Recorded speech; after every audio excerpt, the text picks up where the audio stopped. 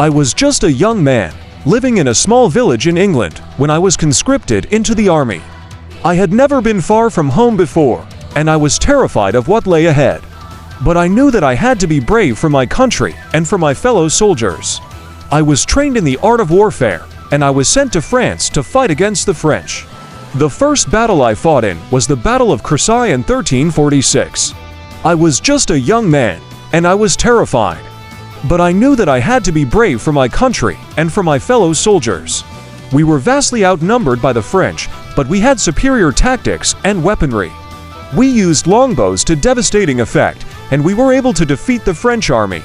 After the Battle of Crécy, we went on to win several other battles, including the Battle of Poitiers in 1356 and the Battle of Agincourt in 1415.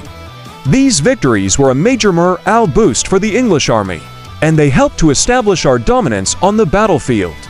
But the war was far from over, and we continued to fight for many years. I saw many of my friends and fellow soldiers die in battle, and I was wounded several times myself. But I persevered, and I continued to fight for my country. The war took a heavy toll on both England and France.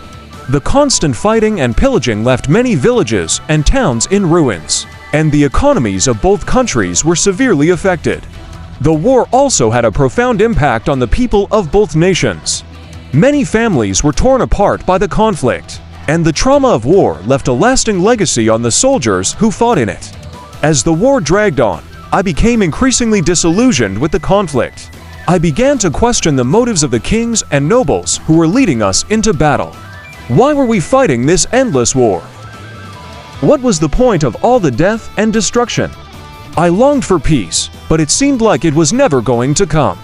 The war finally came to an end in 1453 with the English defeat at the Battle of Castellon. It was a long and exhausting conflict, and I was relieved that it was finally over.